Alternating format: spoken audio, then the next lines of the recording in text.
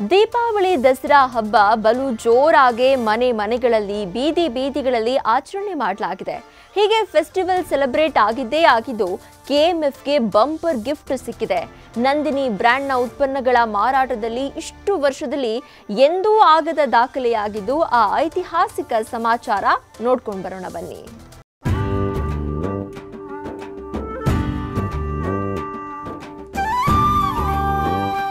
ಕರ್ನಾಟಕದ ಹೆಮ್ಮೆಯ ಕೆಎಂಎಫ್ ಸಂಸ್ಥೆಗೆ ದೀಪಾವಳಿ ಮತ್ತು ದಸರಾ ಹಬ್ಬಗಳು ಬಂಪರ್ ಆದಾಯ ತಂದುಕೊಟ್ಟಿದೆ.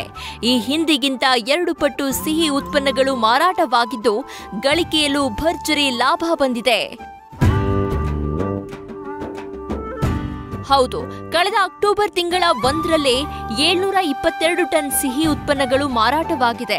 ಈ ಮೂಲಕ ಕೆಎಂಎಫ್ನಲ್ಲಿ ಭರ್ಜರಿ 175 ಕೋಟಿ ರೂಪಾಯಿ ವಹಿವಾಟು ನಡೆದಿದೆ ಎಂಬ ಮಾಹಿತಿ ಹೊರಬಿದ್ದಿದೆ. ಹಾಗೆ ನೋಡಿದ್ರೆ ಕಳೆದ ವರ್ಷ ದೀಪಾವಳಿ ದಸರಾ ಹಬ್ಬದ ವೇಳೆ 400 ಟನ್ ಸಿಹಿ ಉತ್ಪನ್ನಗಳು ಮಾರಾಟವಾಗಿತ್ತು. ಆದರೆ ಈ ಸಲ ಸಿಹಿ ಉತ್ಪನ್ನಗಳ ಮಾರಾಟದಲ್ಲಿ ಗಣನೀಯ ಏರಿಕೆ ಕಂಡಿದ್ದು ಕೆಎಂಎಫ್ ಫುಲ್ ಖುಷಿಯಲ್ಲಿದೆ. ಅತಿ ಹೆಚ್ಚು ಸ್ವೀಟ್ ಸೇಲ್ ಅನ್ನ ಮಾಡಿದೀವಿ ಸರಿ. 722 ಮೆಟ್ರಿಕ್ ಟನ್ ಸ್ವೀಟ್ ಸೇಲ್ ಆಗಿದೆ ನಮ್ದು.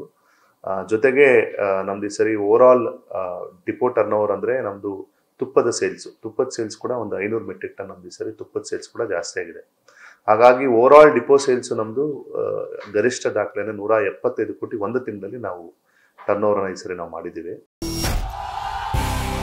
ಅಂದಹಾಗೆ ಇಷ್ಟು ದಿನ ಸಾಮಾನ್ಯವಾಗಿ ಸಿಹಿ ಉತ್ಪನ್ನಗಳನ್ನ ಪ್ರತ್ಯೇಕವಾಗಿ ಪ್ಯಾಕೆಟ್ ಮಾಡಿ ಮಾರಾಟ ಮಾಡಲಾಗ್ತಾ ಇತ್ತು. ಆದರೆ ಈ ಸಲ ಹೊಸ ಪ್ರಯತ್ನ ಮಾಡಿದ ಕೆಎಂಎಫ್ ಸಿಹಿ ಉತ್ಪನ್ನಗಳನ್ನ ಮಿಶ್ರಣ ಮಾಡಿ ಮಾರಾಟ ಮಾಡಿತ್ತು. ಈ ಪ್ರಯತ್ನ ಕೆಎಂಎಫ್ಗೆ ಹೆಚ್ಚು ವರ್ಕೌಟ್ ಆಗಿದೆ.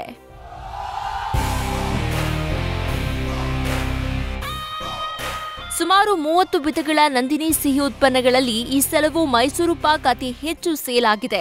ಇದನ್ನ ಬಿಟ್ರೆ ಪೇಡ ಹೆಚ್ಚು ಮಾರಾಟವಾಗಿದೆಯಂತೆ.